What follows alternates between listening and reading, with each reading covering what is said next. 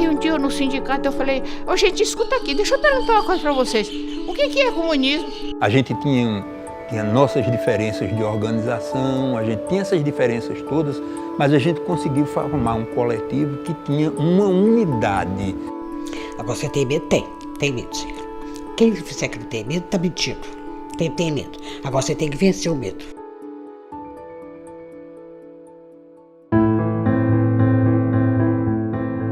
Eu acho que sempre fui um pouco politizada, assim, sabe? Porque meu pai era politizado, minha mãe também, entende? Então, na minha casa sempre viveu muita política. Meu avô era chefe político local, foi perseguido. Então, a gente sempre viveu muita política, sempre viveu perseguição política no interior, perseguição política no interior de Minas. Era muito brava. Eu me lembro de vovô dizer assim, eu não dou o primeiro tiro, mas se derem o primeiro tiro, de todas as bananeiras sairão balas. Bananeiras que tinha atrás da casa do meu avô. Ah lá? Minha mãe e meu pai. Vovó, vovô. Quem são essas, mamãe, por favor? As minhas 3 graças. Isso. Maria do Carmo, Valquíria e Lopes. Isso, né? Você comandando, né? Eu estou comandando, como Como sempre. sempre, isso.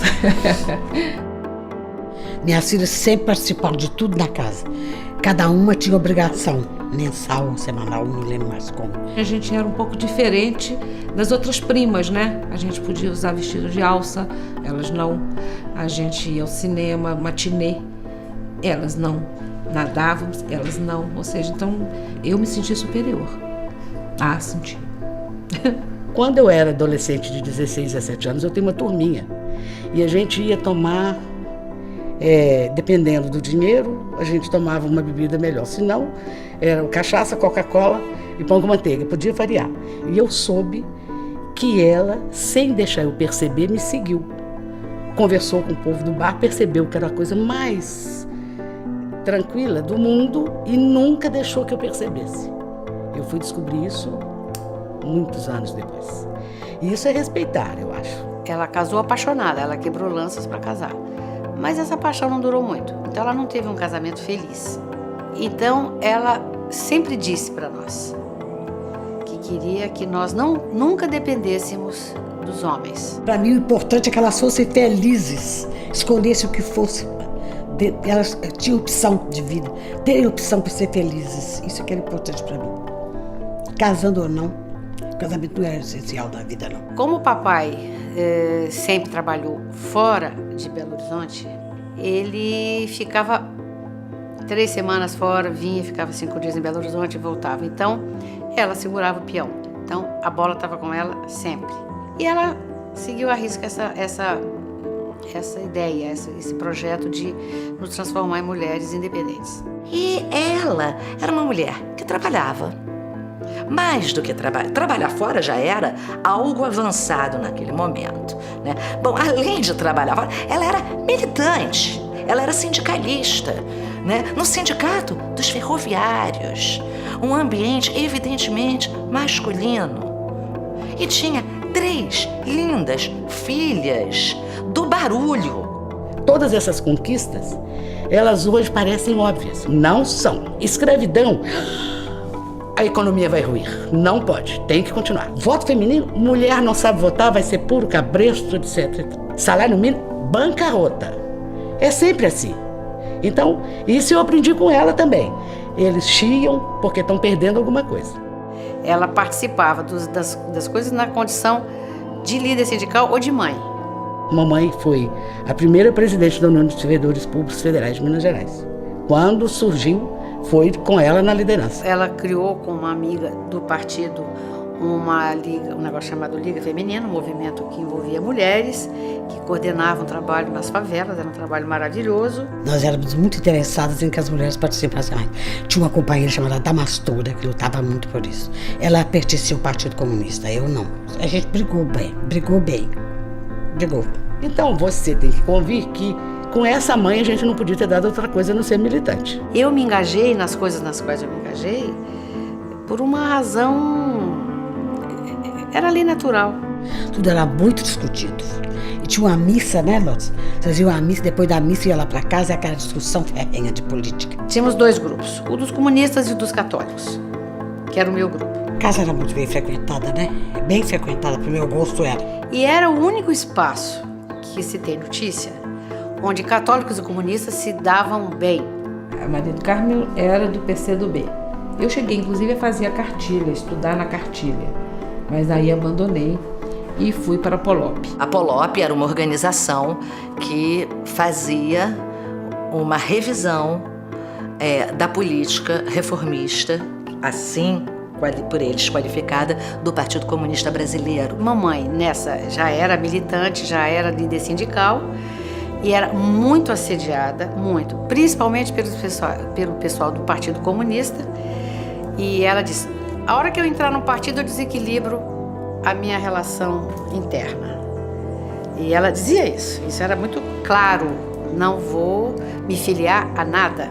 Ela se dizia da coexistência pacífica, porque tinha que, entende, administrar essas três graças, entende, em coisas diferentes, né, em instituições diferentes. Conviver pacificamente com as três opiniões, distintas e diferentes, né? Mas todo mundo revolucionário.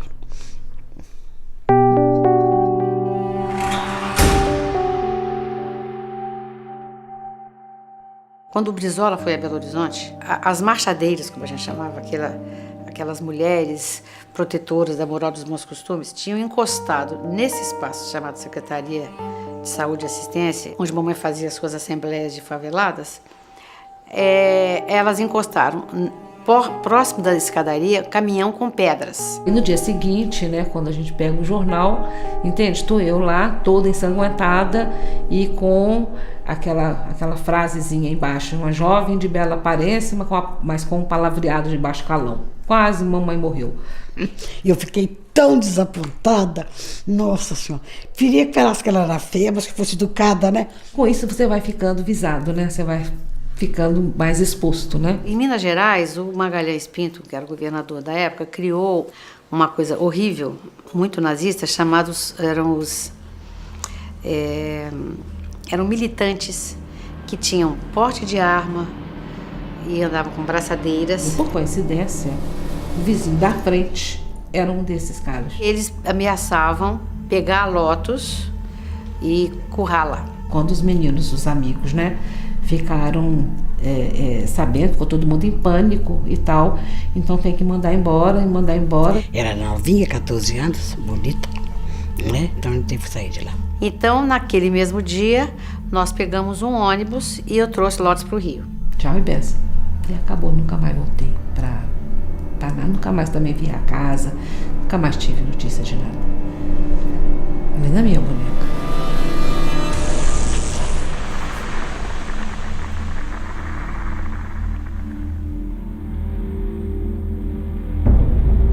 Eu sei que a gente estava na rua dizendo, por algum momento, defendendo o Jânio.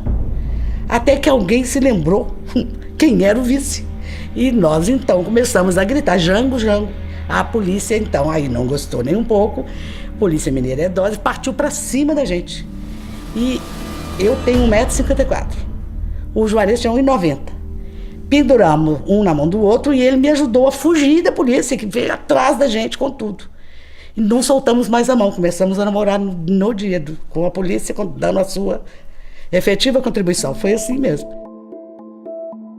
Eles liam Lenin, eles estudavam muito, e queriam um Brasil socialista. A ponto de, inclusive, fazer oposição àquele governo João Goulart, porque queremos mais. Mais, para além das reformas de base. Queremos mais. E eles estavam nesse caminho quando vem o golpe.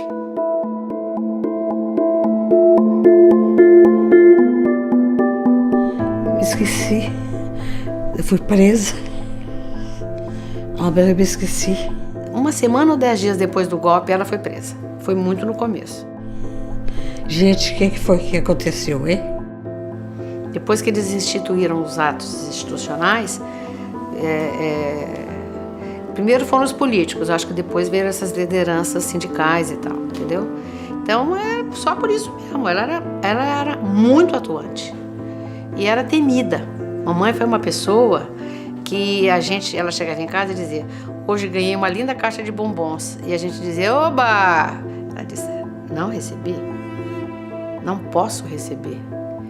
O meu trabalho, eu ganho para o meu trabalho, eu não estou lá para ganhar bombom nem flor. Então é uma pessoa incorruptível. E essas tinham que ir para a cadeia rapidinho. Papai ia me ver.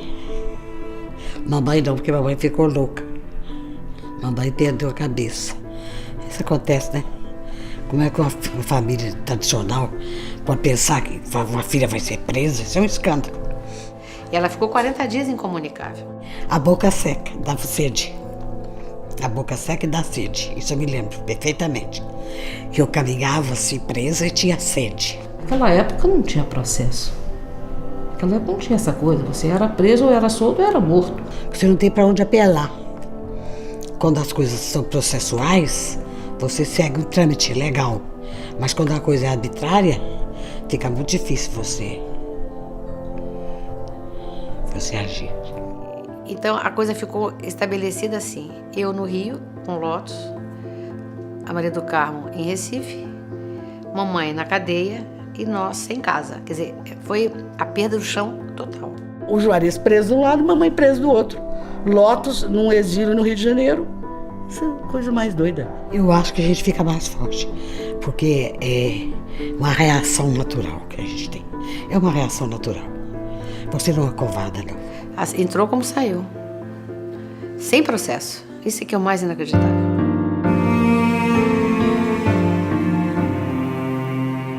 Primeiro veio mamãe, Lotus se incorporou, papai continuava fazendo carvão no norte de Minas, continuava com o mesmo esquema. E a Maria do Carmo veio de Recife e o Juarez já tinha sido solto lá em Recife. Então a família já se recompôs aqui em 65. Depois da prisão de Belo Horizonte, ela se afastou da militância objetiva. Ela não era mais presidente da União dos Mineiros, nem da Liga Feminina, que isso foi extinto pela ditadura. Mas ela nunca se desvinculou de nada, mesmo aqui no Rio. Então manteve os amigos e aqui acompanhava as nossas ações. Eu sempre participei, eu nunca fui omissa. Eu sempre participei de tudo que minhas filhas faziam. Como ela sempre morou com a Maria do Carmo, entendeu? Depois que eles voltaram de Recife, eles moravam juntos aqui. Aí eu me casei, fui para São Paulo e eles continuaram juntos. Então, o natural é que ela tivesse mais próxima da ação deles. A gente levava para entregar para as pessoas, para os companheiros, né? A gente atravessava a barca com uma metralhadora dentro de uma tampa de fogão. Se ela alguma vez saiu com uma metralhadora, eu não tomei conhecimento, mas eu acho muito possível. Porque ela ajudava a fazer levantamentos, como eu, como vários outros. Você levava a metralhadora, levava tudo. Levava, entregava. Agora, você tem medo? Tem medo, sim. Quem disser que não tem medo, tá mentindo. Tem medo. Agora, você tem que vencer o medo. A gente ali aprendeu a saber o menos possível. Quanto menos você sabe, melhor. Discrição, cuidados com segurança, cuidado com o que fala ao telefone. Todo mundo era observado por todos, né? Todo mundo era observado. Ditadura é ditadura, né, filho? Vocês não viviam ditadura, vocês não sabem o que é, não. Ditadura é ditadura, tá? Você tem medo até das portas. Da porta entreaberta. E os filhos delatam os pais e tudo assim. Sabe por quê? Eles usam de ardis. Numa ditadura se usa muitos ardis. Se pega as pessoas. Isso era muito ruim. Viver sob tensão é muito ruim. Você deitar sempre pensando que vai acontecer alguma coisa, que vai... Isso é muito desagradável. Você sair sempre com medo de estar sendo seguido, sempre olhado. Isso é muito desagradável, muito desagradável. Muito pouca gente sabia que a gente ia tentar desapropriar o cofre do Adhemar. Essa história é uma história épica, eu diria que é a grande história épica que vai acontecer na fusão da Colina com a VPR e que vai resultar na formação da VAR Palmares. Ela vai durar 3 meses e nesses 3 meses acontece a grande ação. Que o Adhemar tinha uma caixinha com muito dinheiro que a namorada dele chamava Dr. Hu, e isso era de conhecimento generalizado, não só na esquerda, mas no meio da imprensa, isso era público. Que ele era ladrão, também todo mundo sabia, porque ele próprio fazia campanha assim, rouba, mas faz. Agora, que saiu se espalhando no cofrinho só porque coincidiu da gente ter como militante um sobrinho do Dr. Rui. Senão não teríamos descoberto nunca, nem ninguém. Eram dólares não declarados de um político com uma história de corrupção. Eles botaram a mão num dinheiro jamais inimaginável, que daria para sustentá-los a todos. E aí, depois dessa grande ação, eles fizeram um outro congresso, que era o congresso que iria reafirmar aquela fusão, né, de VPR com a Colina e o Pontinho. E aí, esse congresso, há um novo racha, e aí eles se separam de novo. Então eu vim passar o mês de julho aqui no Rio com a mamãe. Eles tinham fundadas razões para achar que ela sabia do cofre, porque eles encontraram os recibos dos cilindros de gás, tudo lá em casa. Um dia ela disse, ela estava de licença-prêmio. Vamos a Niterói, porque ela estava lotada no Inamps lá de Niterói. Vamos a Niterói porque eu preciso receber. Precisava fazer alguma coisa e... Ela foi tratar de algo que ela podia ter adiado. Eu sei disso porque isso virou uma discussão de organização mesmo, porque era muito irresponsável ali. Eu era contra aí. Se fosse para receber, fosse para não receber. Não tinha cabimento correr esse tipo de risco. Aí, a grande cobertura que elas bolaram foi levar o neném. Olha que maluquice. E levaram o menino. Levo o André para mostrar para as minhas amigas, colegas. E eu fiquei no saguão do prédio, olhando para uns editais assim na parede, fiquei ali. Quando eu olho, ela descendo a escada com o André no colo. O André era uma criança de uma vitalidade enorme, 2 anos e meio, não andava no colo de mais ninguém. Achei estranho o André no colo, continuei olhando para a parede. Aí ela desceu e os caras vieram atrás. Ela passou por Valquíria e conseguiu falar, olha atrás de mim. Eu continuei olhando para a parede, para deixar ela passar.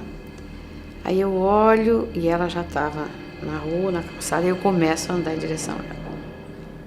Até hoje é difícil falar. Eles não tinham manjado Valquíria, porque eles foram avisados a partir dos delatores colegas lá em cima. Senão eles teriam visto Valquíria. Deviam ter um negócio já montado. Se a velhota aparecer, vocês acionam. Mais para frente, quando tem aqueles prédios que tem os pilotis, teve um momento que eu me aproximei inadvertidamente e o André falou, mamãe. Com o Andrezinho assim pra ela e ela virou pro lado e não pegou o filho. Aí eu consegui recuar um pouco, ela foi andando. Aí quando eu chego no centro da Praça Araribóia, eles a colocaram no carro. Quando eu percebi que ela estava, que tinha entornado o caldo, né? Que eu vi o Fusquinha e a pessoa que falava com ela e voltava, eu digo, eu não posso cair. Senão ninguém vai saber. Era simples e dramático. Valquíria foi muito heróica. Me deixou ser presa com o menino dela, com o filho dela. Porque eu falei com a Valquíria, vão me prender, Valquíria. E a Valquíria passou por mim assim, fez de conta que não entendeu, e me deixou com o menino. Eu fui presa com ele, com o André. Aí ela ficou sem notícia das pessoas, né? De nós todos. Não sabia se a Maria tinha sido presa, né? Se o Juarez tinha sido preso, né? Que eu estava atrás do Juarez, meu genro. Então eu não podia dar nem meu endereço. Casa de mãe é casa de filho. Vocês estão atrás do meu genro. Se eu dou meu endereço e ele chega lá. Então eu não dou endereço. Eu não dou caboclo, não dou meu endereço. Só está se complicando. Complica, nenhum juiz do mundo vai me condenar por isso. Eu não posso entregar para vocês meu filho. Meu genro é meu filho. Como eles já estavam clandestinos, eles iam na casa de mamãe, mas tinha toda uma sinalização. Se pode chegar e se não pode chegar. Então eu digo, Maricota, vocês duas vão ficar pulando corda na rua, jogando bola aqui, alegremente as duas, e não saem da porta do prédio enquanto não aparecer alguém, o Juarez ou a Maria do Carmo. E quando você vê-los, qualquer um dos dois, você vai andando, pulando corda até eles e vai dizer para entrar em contato com a gente imediatamente no MAN. Não passou muito tempo, liga o Juarez. Aí a gente articulou tudo que tinha que fazer. Aí fomos para Sobral Pinto, fomos para outros advogados, entendeu? Para procurar. Aí fomos notícia no jornal para poder evitar que acontecesse alguma coisa, né? Tanto no dia seguinte já saem notícias, entende? Do desaparecimento de mamãe. E eles disseram para ela que nós todos estávamos presos e que o André estava no juizado de menores, claro. Ela sofreu muita tortura psicológica. Eles punham pessoas para gritar e diziam para mim que elas minhas filhas estavam apanhando. Ela ouvia torturas, gritos horríveis, e eles diziam que éramos nós. Lógico, que o Andrezinho estava no juizado de menores, essas insinuações horrorosas de ser uma mulher que favorece prostituição com as próprias filhas, o tipo de coisa que é para acabar com a mulher mineira, entendeu? Como ela. Ela ficou muito baqueada porque ela emagreceu muito. Ela não comia e só tomava líquido. Passados 30 dias, entrou em pressão convergente, pumba, eles tiveram que soltar, senão ela ia morrer ali. Mas ela não dizia que era greve de fome, porque senão ia parecer um ato hostil. Não consigo, nada não desce, meus filhos, minhas filhas, meu neto, pronto. Espertíssima, dona Angelina. Eu fiquei presa 29 dias. E eu fiz uma greve de fome, por isso que eu saí. Fui direto para o hospital, no soro. Ela saiu fortalecida num certo sentido, porque não conseguiram nada com ela. Muito enfraquecida fisicamente, mas muito fortalecida como ser humano, eu acho. Eu sabia o que eu estava fazendo. Eu tinha consequências. E sofri as consequências, sim. Mas isso é natural, Certo? É assim mesmo, a vida é assim.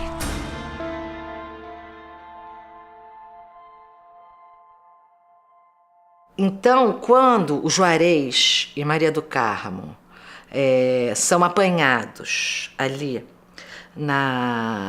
naquela rua do Hospital da Lagoa, no Jardim Botânico, eles vão para ali, estão tentando recuperar num ponto alternativo um companheiro que obviamente tinha caído, e eles sabiam que tinha caído, mas eles queriam apostar na possibilidade desse companheiro não ter caído, e eles, segundo Maria do Carmo conta, eles tinham um pacto.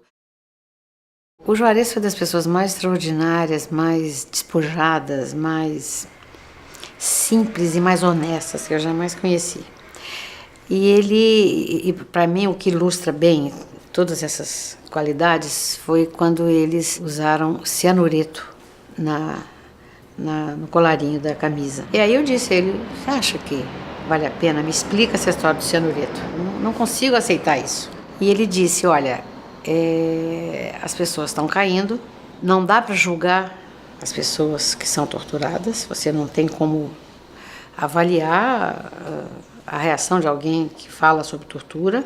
Eu sou um quadro importante da organização e eu tenho muita informação. A organização, o movimento é mais importante do que eu. Eu fico muito emocionada, assim, de pensar nessa história, porque o suicídio é alguma coisa tão dramática, tão definitiva, tão radical, que mostra um pouco a tragédia que essas pessoas estavam vivendo naquele momento. O momento definitivo, a vida definitiva que elas estavam vivendo, o modo como elas estavam, né, lançadas no tempo, né, e lançadas no tempo desta maneira. Não importa, eu acho, para a história, se quem matou, se teve pacto, se o pacto não foi feito, se ele pegou a arma, se ela não pegou, e aí logo depois o carro foi cercado e tinha tiro para tudo quanto é lado, inclusive ela foi atingida. Não importa. Aí é uma história pessoal do Campo da Maria que é dela e que deve estar guardada com ela e ser muito respeitada. Ainda dói demais, não vou falar mais.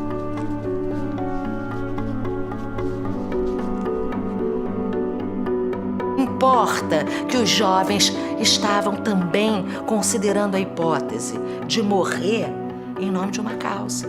Como é que a história engendra uma perversidade dessa?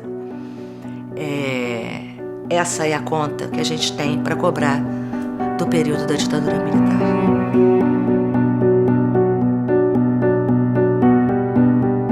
Quando eu saí para o Brasil, no avião, para ir embora, um deles me disse: aquela velha nos enganou, mas você sai e ela vem para cá. Eu tratei de fugir. Falei, não vou me pegar de novo de jeito nenhum. Fugi.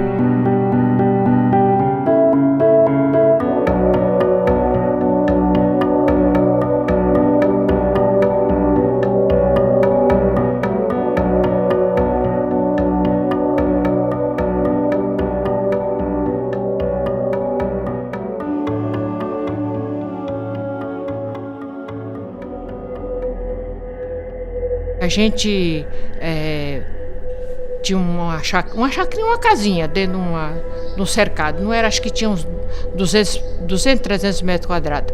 E meu marido quase não saía, porque a gente ficava preocupado nele sair. Quando a gente sai da casa, a casa se encontrava cercada por um grupo de milicianos, todos com armas compridas, né, com aquelas escopetas 44, e chegou um momento que eles começaram a usar como pretexto de que o meu irmão Aristão era ladrão de carro e que eles estavam procurando esse ladrão de carro. Muitas pessoas questionam, né? Como é que você, com 3 anos e meio, consegue lembrar? Eu gostaria de esquecer, gostaria muito, porque foi uma coisa muito... Foi um marco na minha vida, eu posso dizer assim. Quando a polícia entrou, tinha uns 10 policiais mais ou menos, né? Eles entraram dentro da casa, uns 4 ou 5, e foi um momento muito terrível para mim. Foi uma hora que eu tive medo da morte. Era um pretexto para eles prender meu pai e disseram a ele para vestir uma camisa e ir até a delegacia. Aí ele percebeu que era um ardil. Meu marido resistiu à prisão. E chegou um momento em que já não havia mais possibilidade de negociação. Ele pediu pra gente se jogar debaixo da cama. Meus filhos aqui, ela pequenininha, deitada no meu colo. E de posse de um fuzil, ele saiu da casa e começou o tiroteio. E os caras gritavam assim, mata ela e os filhos dela. Quando eu saí da casa, ele já estava sentado ao lado do tanque. Ele estava sem camisa. Tinha muitos impactos de bala no peito. Foi uma cena assim que nunca mais a gente vai se esquecer. E eu, por exemplo, na hora que eu saí, que eu vi meu pai morto, eu fiquei com muito medo. Eu fiquei com medo dele, sabe? De ver ele com aquele monte de sangue. E foi baleado muitas vezes, então, nossa, eu fiquei assim que... Até hoje eu me lembro, parece que foi ontem que aconteceu. Realmente foi muito terrível, eu fiquei transtornado porque eu comecei a chorar e entrei gritando para dentro de casa. E é nesse momento em que a minha mãe com a Thelma no braço sai da casa. Depois a gente sente também um disparo, que acho que foi o tiro de misericórdia que deram nele.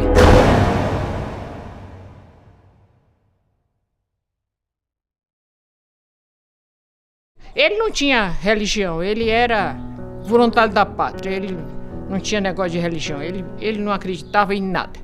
Mas era um homem bom, meigo, humano. Quando fazia 1 ano que nós tínhamos casado, nasceu uma criança, aí ele foi pedir aumento de salário para o patrão, 20 centavos. Ele falou assim, imagina, vocês produzem muito pouco para ganhar 20 centavos. Ele ficou muito irado, ficou muito indignado. Ele falou, ai, isso não é vida, eu vou me embora para o sul. E o patrão era sulista. Você vai morrer de frio em São Paulo. Ele disse, eu prefiro morrer de frio em São Paulo do que morrer de fome aqui no Maranhão. Aí ele veio para São Paulo. Aí eu já me envolvi com o sindicato e já fui enfiando lá pra dentro e já comecei. Aí um dia no sindicato eu falei, ô gente, escuta aqui, deixa eu perguntar uma coisa pra vocês. O que é comunismo? O pessoal começou a dar risada e falou, olha filha, comunista é o pessoal que quer o bem-estar de todo mundo, pra todo mundo ter moradia, pra todo mundo ter remédio, todo mundo ter médico, todo mundo ter conforto. Trabalha, mas também quer pra ter conforto, ter casa pra morar. Ah, é isso daí? Ah, bom, eu também sou comunista. Começou por aí. Nós tínhamos uma banca na feira. Meu marido não podia dirigir. Quem tirou a carta foi eu. Naquela época, a mulher não tinha valor no volante, mas eu tinha meu valor. Eu dirigia perfeitamente, nunca atropelei ninguém, nunca nem rocei ninguém.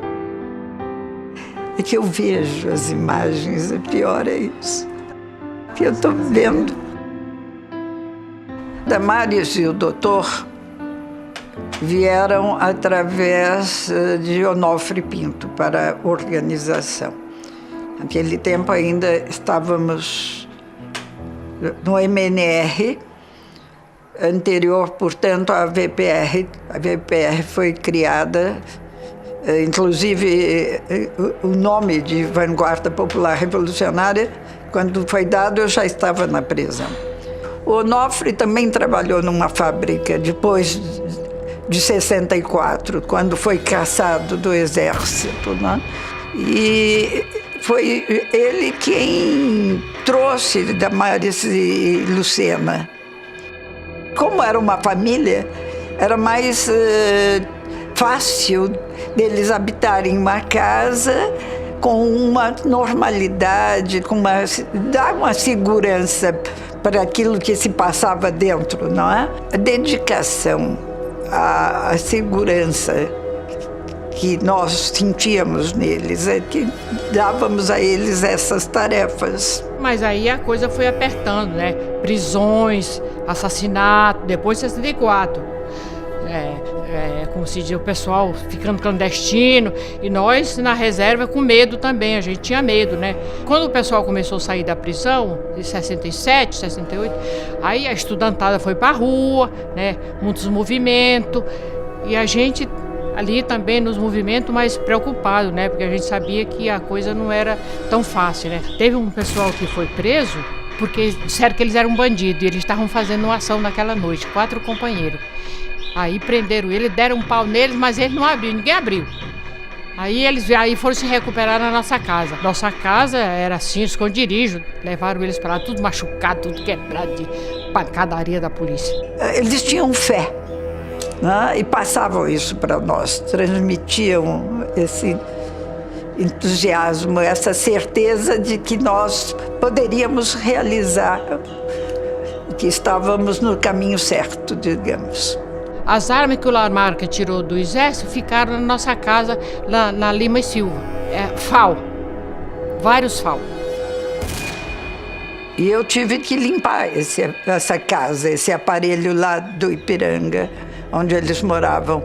Eu retirei todo o armamento numa Kombi. Foi quando prenderam a Dulcimaia. Ela falou, olha, se me prenderem eu posso ficar 2, 3 dias, né? Mas vocês vão embora daqui.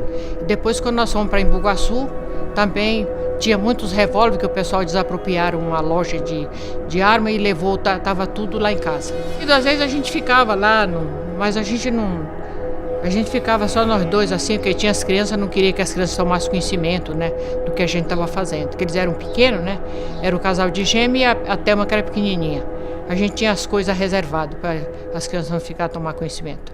Eles foram para Atibaia para eles se guardarem ali, eles estarem guardados.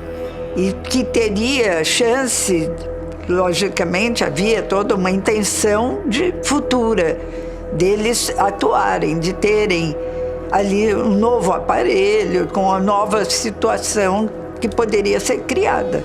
A Atibaia não tinha militância, a gente recebia algum companheiro que era para ficar escondido 1 dia, 2 dias e já ia embora.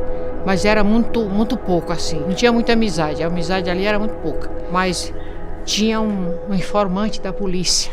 O cara começou a acompanhar a vida da gente desde que nós chegamos lá. É mais provável até que, pelo fato de estar sendo muito divulgado que as ações dos terroristas, a procura desses terroristas, que a vizinhança já ficasse alerta para quem chegasse novo no bairro.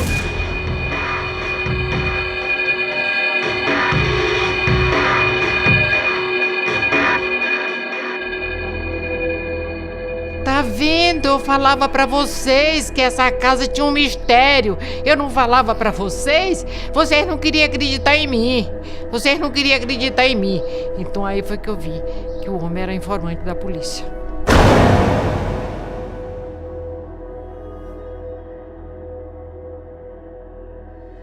ele falava que não cairia sem reagir, eu achava tão improvável que isso pudesse ocorrer que eu ficava sempre envergonhada até de não ter acreditado nele, né? Isso foi para mim muito chocante. Durante muitos anos eu tive muita dificuldade até em falar no doutor, porque eu chorava muito.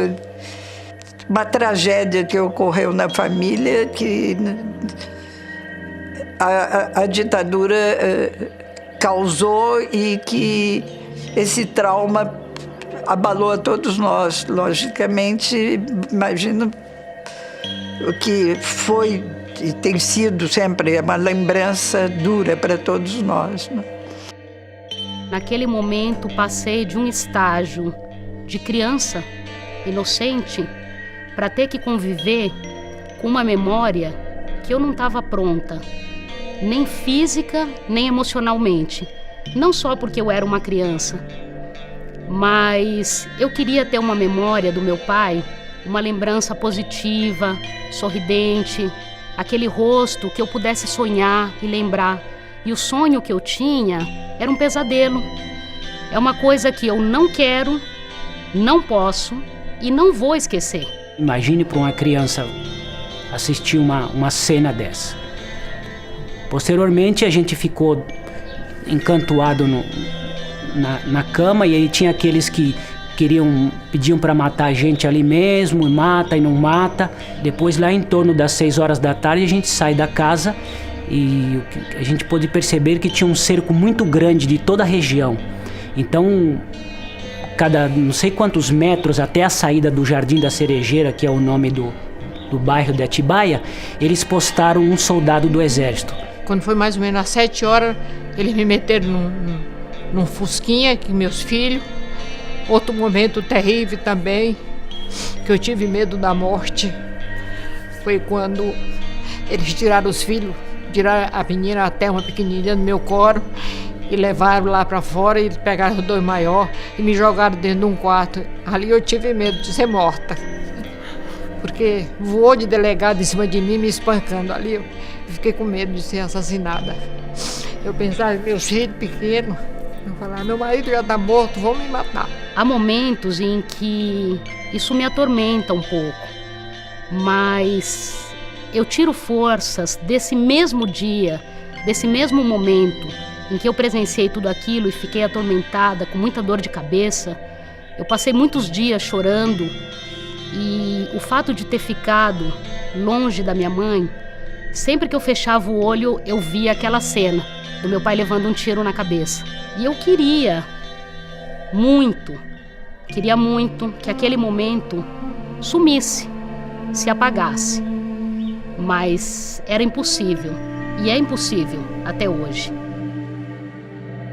Levaram a gente para São Paulo, foi o próprio capitão Maurício. Nós começamos a percorrer várias instituições religiosas, e a gente percebia que ninguém queria a gente ali. Aquele cretino daquele capitão Maurício botou meus filhos no carro e andava com meus filhos para cima e para baixo.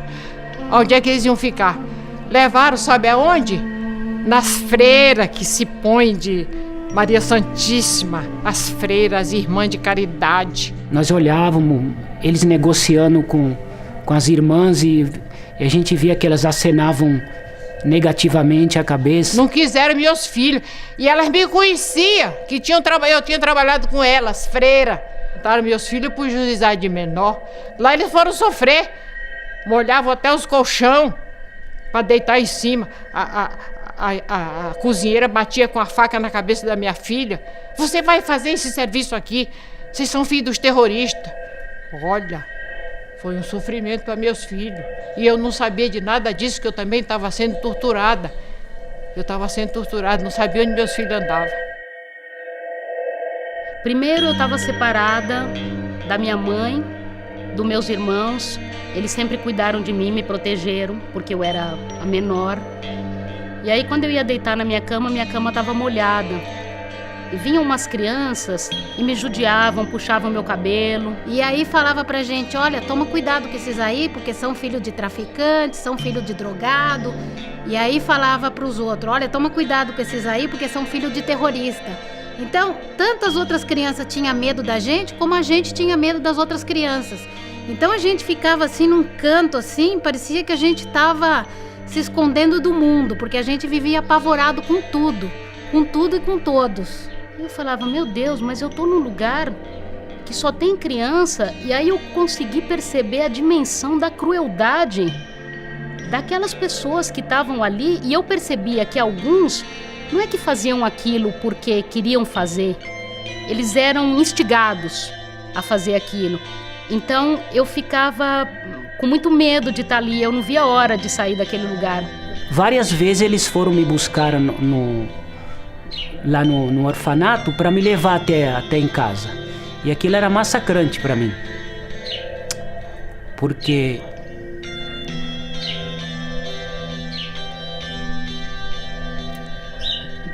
cada vez que eu chegava lá,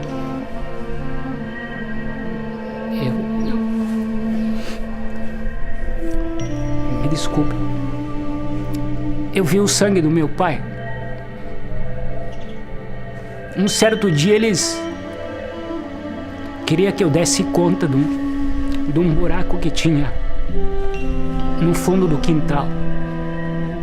É um buraco aí que a gente usava para jogar lixo. E eles pensavam que tinham arma lá dentro. Aí pegaram a bainha do meu pai e começaram a me bater com aquela bainha. E me disseram que se eu não contasse, eles iam me bater como já tinham feito com outras pessoas. Mas eu, inocente, eu não sabia. De fato, era só lixo que tinha lá. Aí acho que umas 2 ou 3 vezes eu cheguei. Me levaram lá na casa. Então, praticamente aquele imaginário idílico que eu tinha, né? Da gente tá lá clandestino, escondido, tal. Ainda tinha aquela imaginação de criança. Quando eu via toda aquela casa revirada, o sangue, aquilo destruiu todo aquele imaginário que eu tinha, aquele sonho de criança.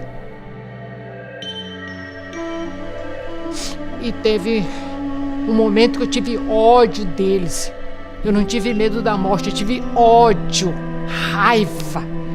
O dia que eles disseram pra mim, nós vamos trazer teus filhos aqui pra torturar, pra tu falar onde tá os grupos de companheiros de vocês.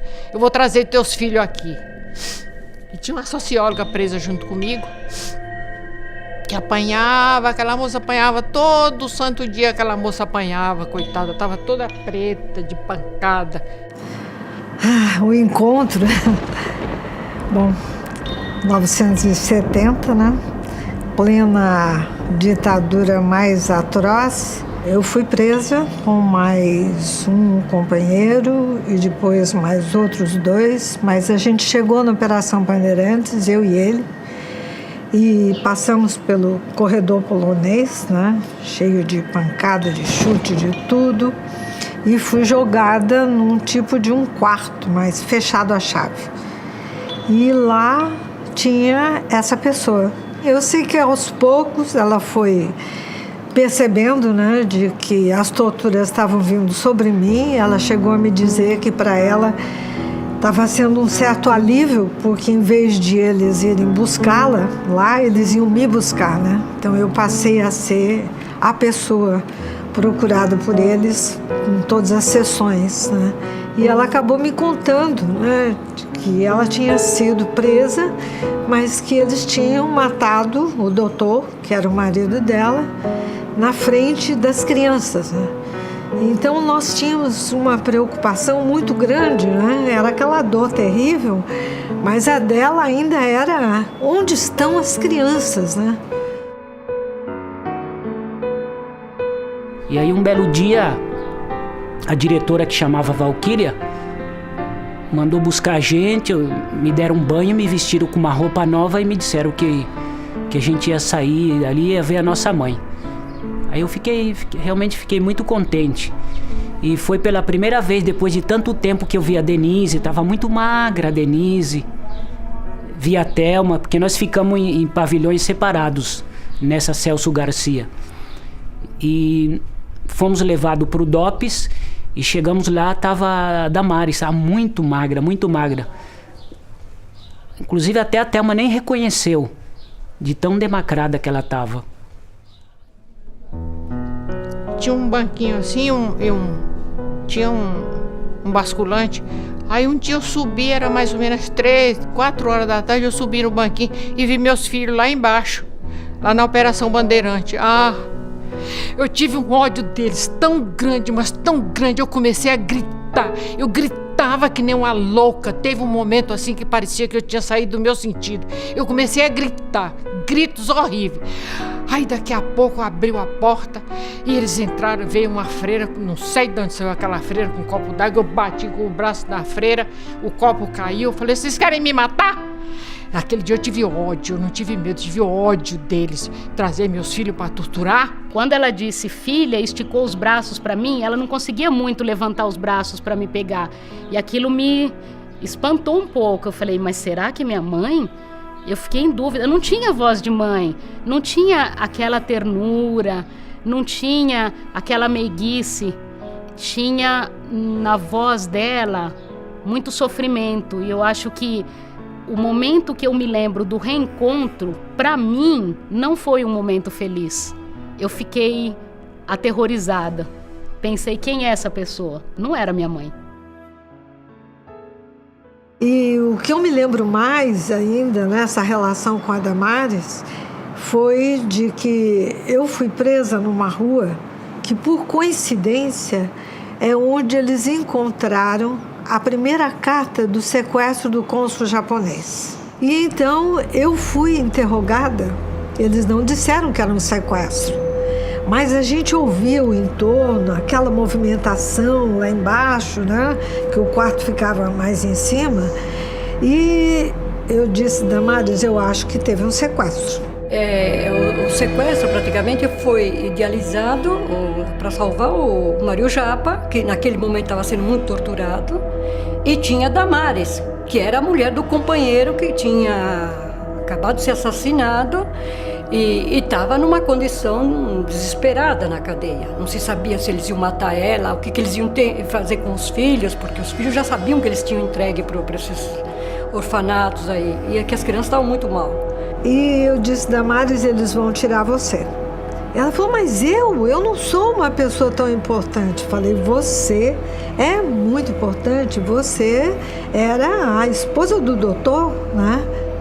E ficamos naquela angústia até que o capitão Albernaz, que era um dos torturadores mais terríveis, ele chegou, sentou do lado dela, assim, nós tínhamos 2 colchões, né? Ela estava do lado do colchão dela e ficou conversando com a gente, coisa que nunca eles tinham feito, e perguntando se vocês um dia, né, tivessem na situação inversa, o que vocês fariam comigo?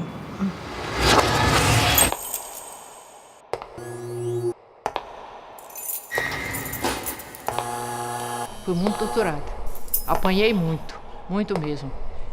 E tive até que fazer a operação, porque arrebentou minha vagina e etc. Mas nada disso me deixa triste. Pelo contrário, isso me deixa mais encorajada.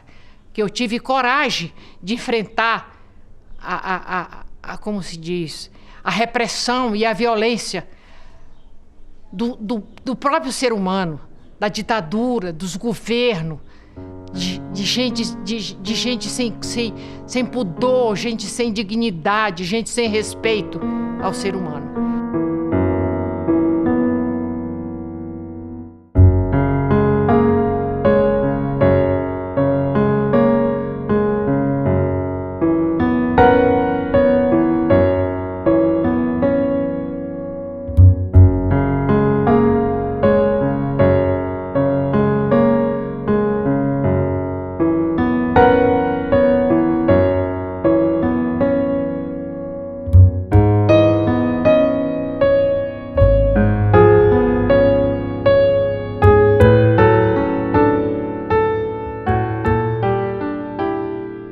No dia que eu desembarquei em Cuba, Eu chorava de alegria, eu chorava de tristeza, eu chorava de saudade.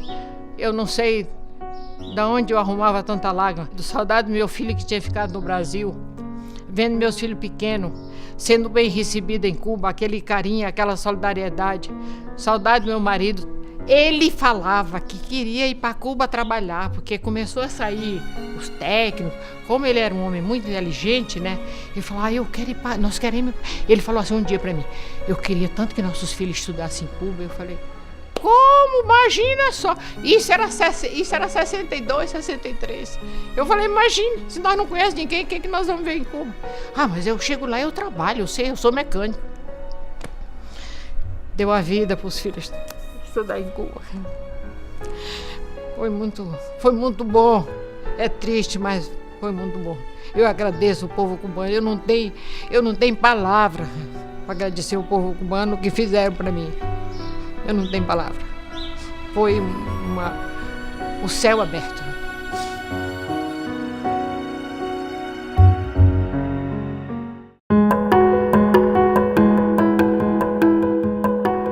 Eu e Paulo Pontes, nós estávamos em cima do meio-fio e Getúlio estava pelo lado de dentro, a um passo de distância, nós dois conversando com a gente. Parou do nosso lado um jipe grande, sem nenhuma identificação de ser um veículo militar, com pessoas apaisando dentro, 5 pessoas, e essas pessoas desceram, 4 delas, e me imobilizaram e imobilizaram Paulo Pontes, enquanto Getúlio Cabral correu. Quando nós chegamos na ponte, as pessoas que tinham entrado no jipe para pegar Getúlio atravessando a ponte me devolveram a minha pasta, que estava com a minha arma.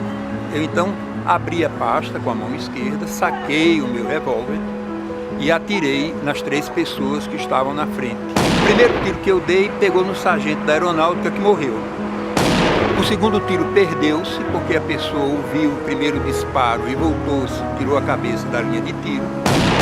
E os outros 2 tiros atingiram o terceiro policial, que era um agente da Polícia Federal, mas sem causar grandes lesões. Ele ainda dirigiu o jipe desde aqui, de Tororó, até a Polícia Federal, que fica lá na Cidade Baixa, perto de onde é hoje o Mercado Modelo.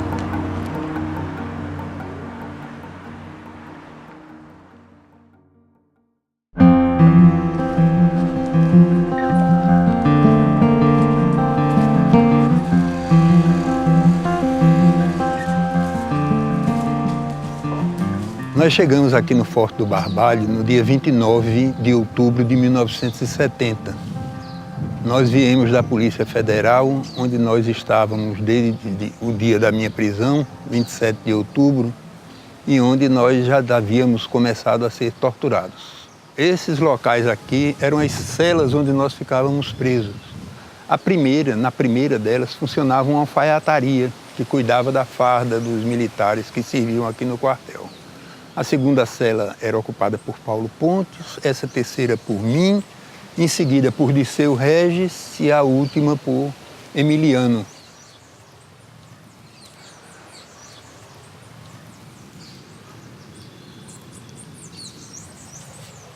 Essas celas são celas enormes. A gente ficava nelas, não tinha cama, não tinha lençol, não tinha nada. A gente dormia no chão, que é de pedra, e recebia refeição por um vão aqui da grade, que era trazida 3 vezes por dia. Quando eu cheguei aqui, eu tinha sangrado muito, eu levei muita pancada na cabeça e tinha sangrado demais. E estava com o corpo todo sujo de sangue e dormindo no chão, a poeira colou no sangue e eu fiquei completamente sujo, um sujo grudado. E só consegui tomar um banho 33 dias depois de ser preso. Passei 33 dias nessa situação. Os momentos de maior angústia, de mais tensão que a gente passou, foram no interior dessas celas. Especialmente para mim, porque quando eles iam levar a gente para uma sessão de tortura, eles vinham com bastante antecedência, algemavam nossas mãos para trás e vendavam os olhos com esparadrapo e deixavam a gente sentado aí. A gente sabia que ia ser levado para ser torturado, mas não sabia quando.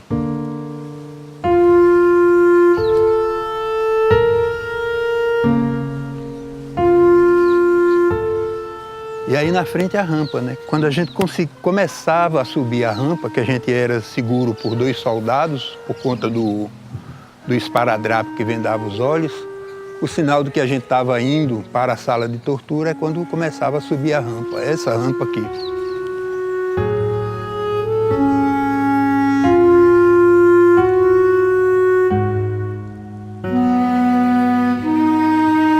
Foi quando eu estava subindo essa rampa aqui para ser torturado que eu conheci Emiliano. Eu vinha com 2 soldados me segurando pelos braços, porque eu estava com os olhos vendados. E mais ou menos aqui nessa altura dela, o oficial que estava me conduzindo me parou e folgou a parte de baixo do esparadrapo e empurrou meu corpo para que eu me abaixasse. E quando eu vi, tinha uma pessoa deitada numa maca carregada por 2 soldados. Essa pessoa estava com o corpo coberto de equimoses e algum sangramento. E eu pensei que tivesse morto. E eu perguntei para a pessoa, ele está morto? E o oficial parece ter se assustado com essa possibilidade. Disse, não, você está louco. Não está não. Aí desceu e eu continuei minha subida. Depois eu vim a saber que essa pessoa era Emiliano José, que foi nosso companheiro de prisão aqui no Barbalho e depois na Lemos Brito por 4 anos. Eu fui preso no dia 23 de novembro de 1970. Preso a hora que ia subir no ônibus, um grandalhão me pegou e aí troquei porrada com ele, a camisa ficou na mão dele, eu corri, consegui escapar, mas na frente a equipe da Polícia Federal me pegou e ali mesmo a porrada começou, sem camisa e o sangue já correu ali. Cheguei na Polícia Federal já assim, logo apareceu o coronel Luiz Arthur de Carvalho, triste personagem da nossa história, e me perguntou, e começou a me fazer interrogação, o interrogatório, eu é que perguntei a ele por que eu estava preso. E ele me disse, você vai saber daqui a pouco o seu filho da puta no pau. O tanque onde a gente era afogado, esse que está com a tampa ligeiramente levantada ali na frente, e em seguida, depois daquela porta de madeira à esquerda, era a sala de comando do quartel. Lá trabalhava um capitão do exército chamado Emetério Chaves Filho, que era um dos principais torturadores que havia aqui na época. Inclusive era uma pessoa que, diferentemente de muitos torturadores que praticavam a tortura como se fosse um dever, uma obrigação, ele não, ele tinha prazer em torturar as pessoas. Ele achava bom, ele se divertia, ele fazia piada. Era uma pessoa muito cruel.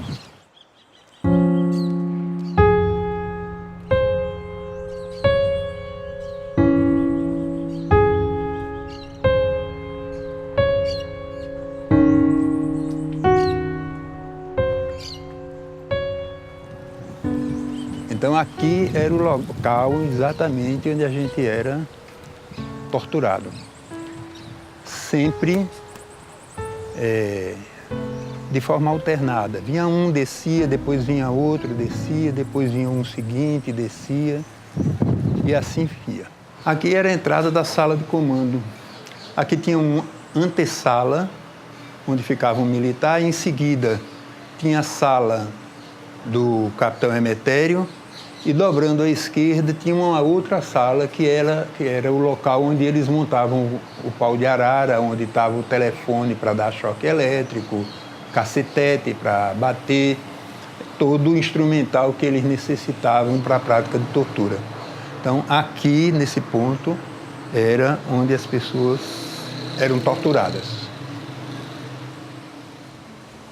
Naturalmente você está nu, que tem um sentido físico, tem um sentido simbólico, tem tudo, né? A nudez é uma maneira deles tentarem lhe desmoralizar. Mas para mim, estar nu ou não estar ali, tanto fazia, porque era o que era, né? Era uma situação de absoluta sujeição, né? Você está ali submetido, não há o que fazer. Depois, no mesmo momento, porque tudo isso é quase simultâneo, vem o choque, né? E o choque é uma experiência terrível, porque o choque ele transpassa, eu não sou nem místico, nem crente, ele transpassa o espírito, é como mexe com tudo em você o choque. Como sabido, são 3 fios, pelo menos no meu caso eram 3 fios, um amarrado na ponta do pênis, né? E 2 outros circulando, né?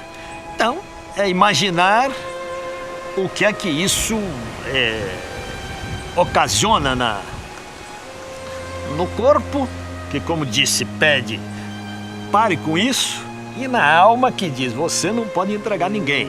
O seu espírito é um limite, um momento limite da existência, é um momento limite da existência. Poucos saberão o que é isso se não passaram por isso. É impossível você passar a outra pessoa esta experiência se você não viveu. É muito difícil. O único confronto que existia numa hora dessa era seu com os seus fantasmas, com os seus medos, com as suas inseguranças. Porque quando começa o confronto com o inimigo é mais fácil de enfrentar. Mas essa situação, para mim, era a mais difícil de todas. Eu ia como que enfrentando a tortura como uma espécie de corrida de obstáculos, quase me testando e testando o que é que vinha. Era uma coisa da mente mesmo, né? E das convicções. Ninguém podia cair por mim, eu dizia. Ninguém pode cair por mim. Ninguém pode ser preso por minha causa.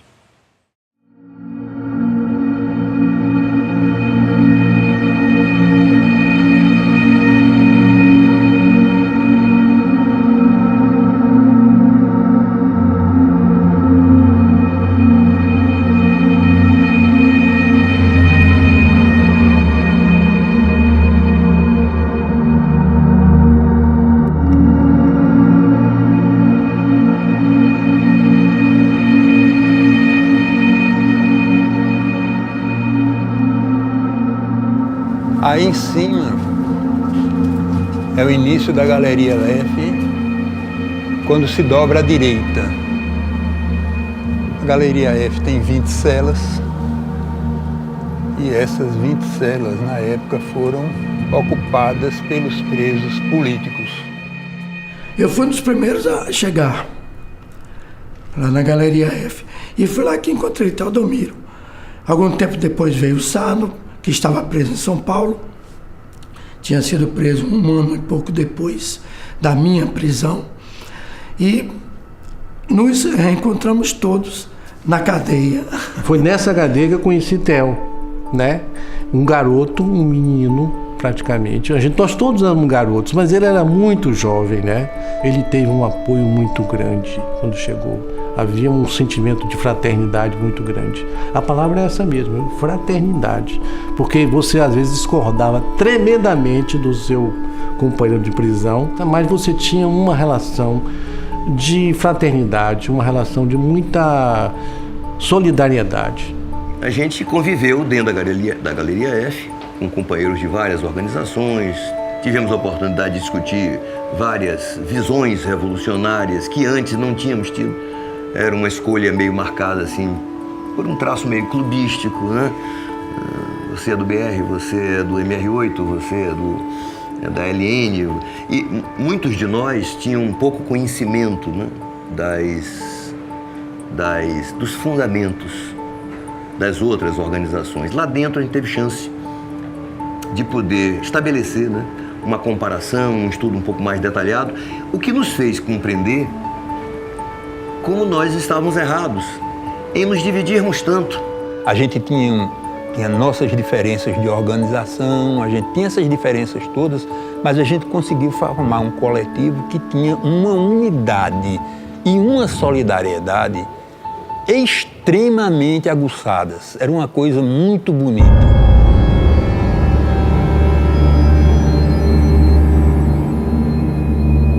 A gente não tinha não tinha convivência com os presos comuns. A gente não podia ter nenhum tipo de rádio, nem televisão, nem jornal, nem coisa nenhuma nessa época. Então, à noite, quando começou o noticiário, todos os presos sintonizaram no mesmo canal e elevaram o volume dos aparelhos para a gente escutar a notícia da condenação à pena de morte.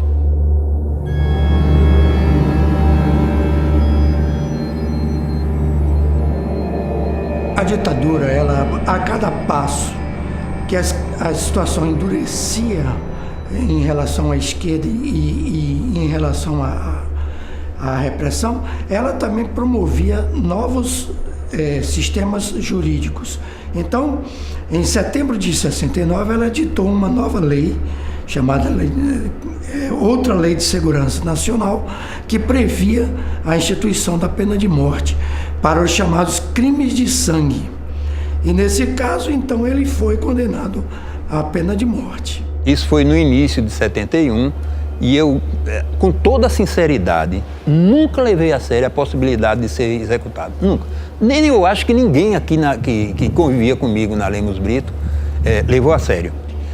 E isso foi, do ponto de vista, uma cavalice que não teve mais tamanho, porque a reação popular, uma das grandes mobilizações que ocorreram depois do AI-5, foi a mobilização contra a pena de morte, porque envolveu a OAB, envolveu a Igreja Católica, envolveu movimentos femininos, envolveu uma gama enorme de pessoas, as organizações políticas, inclusive, que fizeram pichação. A AP fez uma pichação muito grande contra a pena de morte aqui em Salvador. A mobilização no exterior, havia manifestação na frente das embaixadas brasileiras, semanalmente, diariamente. Foi uma coisa assim, tanto é que a tramitação do meu recurso contra a condenação à pena de morte ocorreu em tempo absolutamente recorde. As auditorias militares sofriam uma pressão muito grande da força militar que naquele momento era responsável pelos julgamentos. No caso de Teodomiro, ele estava sendo julgado pela própria força, da qual integrava um sargento que tinha sido baleado por Teodomiro. E lá o povo dormia durante o julgamento. Os militares, né, e tinha coronéis, tinha majores, tal, todo mundo de patente acima de capitão, todo mundo de óculos escuros e dormindo o tempo todo durante a sessão de julgamento. Então, imaginemos a pressão que esses militares sofriam e o desejo pessoal deles todos de castigar o mais possível a Teodomiro. No dia 29 de dezembro de 1972, a repressão matou 6 pessoas que eram muito ligadas a mim, como forma de se vingar da morte do sargento aqui na Bahia e, ao mesmo tempo, na minha avaliação e na avaliação da Comissão da Verdade, mandar um recado para os militantes que continuavam atuando de que não deveriam ter uma atitude parecida ou semelhante, porque a repercussão seria extremamente dura e cruel. Eu era menor de 21 anos, eu não tinha antecedentes criminais, eu era um estudante que frequentei regularmente, terminei meu curso na época própria. Nada, não tinha nenhuma circunstância agravante, só tinha atenuante. Depois essa pena de morte foi reduzida para prisão perpétua e depois novamente reduzida sucessivamente para 30 anos de prisão e até se estabilizar em 16 anos de prisão.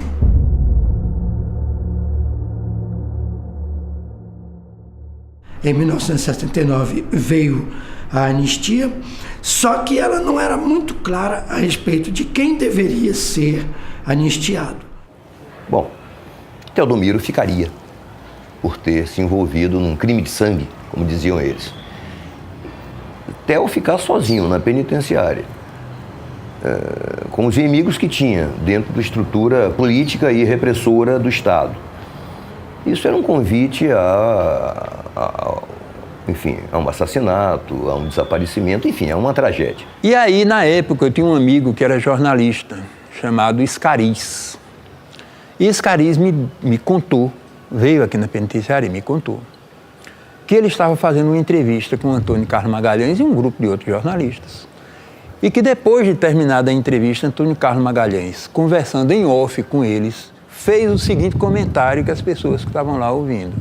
Não, talvez Teodomiro não saia, porque briga de preso em penitenciária é muito comum e pode acontecer uma. Então eu resolvi não esperar e achei que era mais prudente que eu saísse.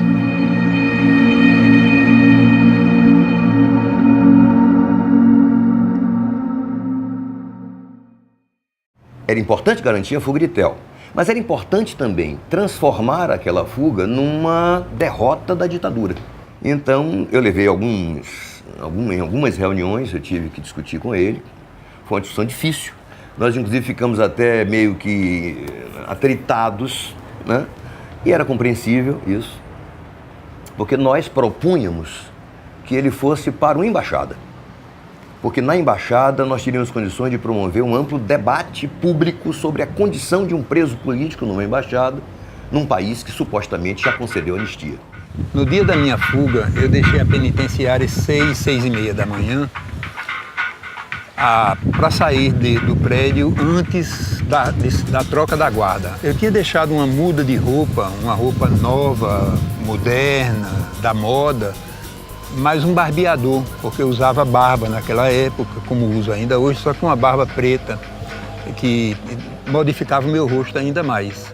E depois de fazer toda a mudança de roupa e de fisionomia, eu desci por aqui até o bairro da Mata Escura, que fica no fim da penitenciária, e logo adiante estava uma companheira do partido me esperando num táxi.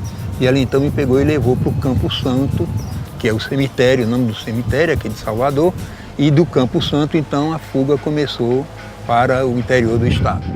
Ele vai para bem distante, sul da Bahia, não me lembro exatamente aonde, mas no sul da Bahia. O problema é que aquela pessoa que Gilberto Almeida colocou dentro da sua fazenda e apresentou aos trabalhadores da fazenda como sendo um primo distante, no dia seguinte apareceu na televisão, caracterizado como o mais procurado terrorista do Brasil. E os trabalhadores ficaram se olhando. E isso impôs a gente uma mudança de planos, né? Ele já não podia ficar na fazenda. O meu irmão, Marco Antônio Afonso de Carvalho, ele acaba pegando o Theo e levando até a embaixada numa única viagem até Brasília, numa madrugada, e lá chegando eles entram na embaixada. O núncio apostólico na época, Dom Carmine Rocco, ele tentou impedir que eu permanecesse na anunciatura apostólica. Então Francisco Pinto e Ayrton Soares entraram em contato com a imprensa e assim, em coisa de 5, 10 minutos, a anunciatura foi ocupada por jornalistas. Houve uma resistência inicial por parte do núncio, que era uma figura extremamente reacionária, né? Ele se viu com uma batata quente enorme na mão. Mas a posição muito dura, né, de Ayrton, de Chico Pinto, né, e do próprio Theo, que disse que não sairia, isso acabou fazendo com que o fato se transformasse num fato definitivo.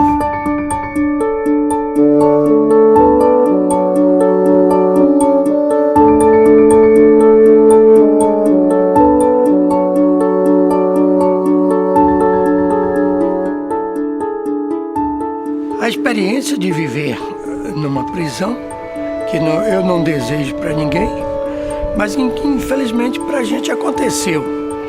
E a partir daí, essa amizade que até hoje nos une. Um foi para o exterior, o outro foi para São Paulo, um virou juiz, o outro virou publicitário, o outro virou advogado, mas a gente mantém entre nós essa história comum, né? E mantém, de certa forma, essa relação, essa visão de mundo, essa visão da vida, né? Com uma coisa afirmativa, uma coisa legal, entendeu? Não perdemos absolutamente o espírito subversivo, né?